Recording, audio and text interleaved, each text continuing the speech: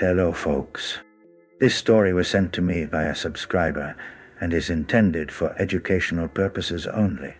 Thank you for watching. 1200 micrograms, LSD.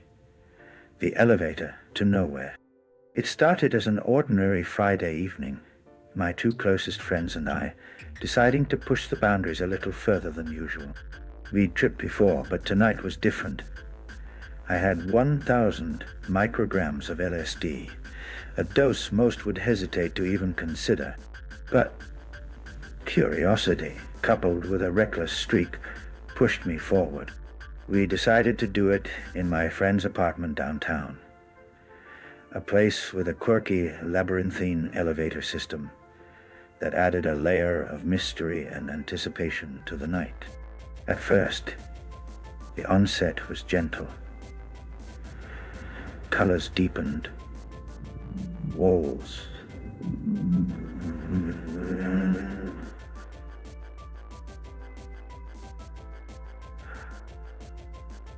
And our thoughts, in twists like the spiraling smoke from incense burning nearby.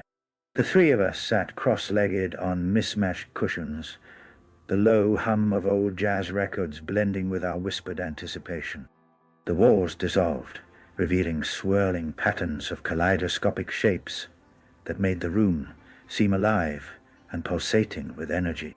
Then came the idea. "Let's ride the elevator," my friend suggested, eyes gleaming with excitement. The elevator in this building was notoriously strange.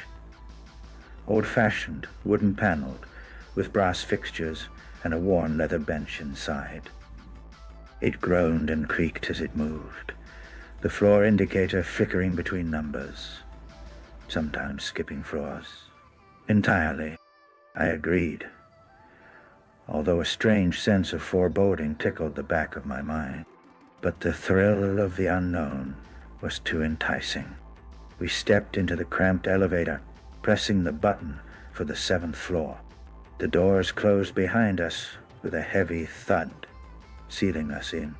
As the elevator began to ascend, the usual jerks and shudders morphed into rhythmic pulses, as if the elevator was alive and breathing.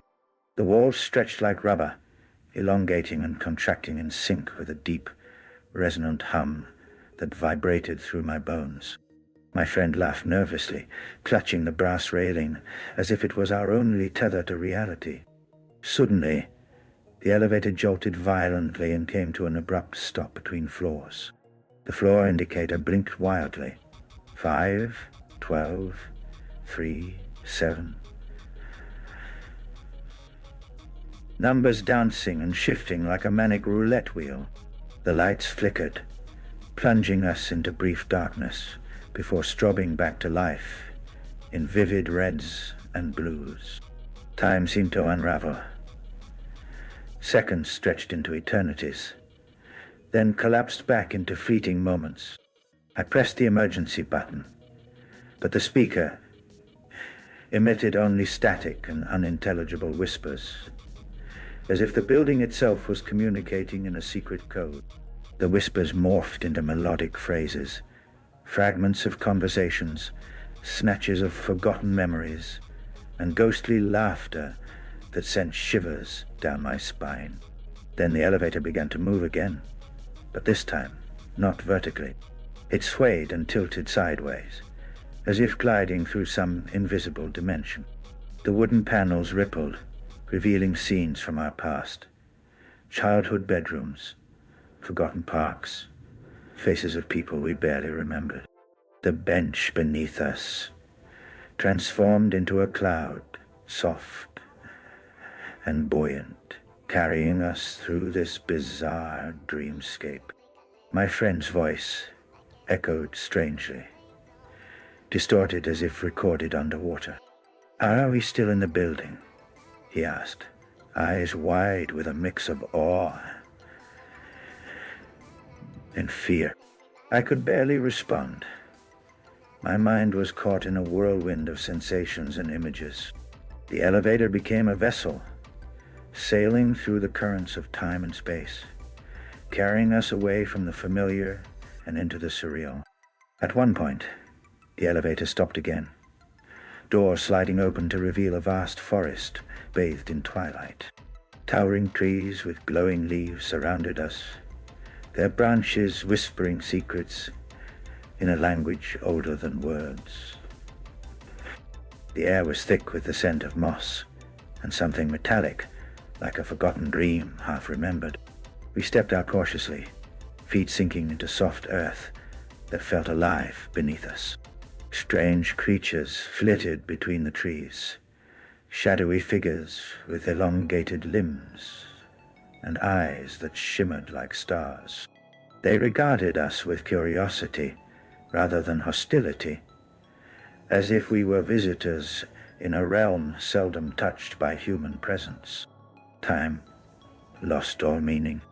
We wandered through this enchanted forest, conversations flowing effortlessly between the three of us, thoughts blending into a collective consciousness. I felt an overwhelming sense of connection to the trees, the creatures, and my friends. It was as if the boundaries between self and other dissolved, revealing the underlying unity of all things. After what felt like hours, we found the elevator again, nestled between two ancient oaks. The doors slid open invitingly, and we climbed back inside. The forest faded away, replaced by the familiar wooden panels and brass fixtures. The elevator hummed softly, descending slowly now, gently returning us to the ordinary world. When the doors finally opened on the ground floor, we stumbled out, blinking against the harsh fluorescent lights of the lobby. The night outside was quiet, the city unaware of the odyssey we'd just experienced. We laughed nervously, exchanging glances that spoke of shared secrets and unspoken truths.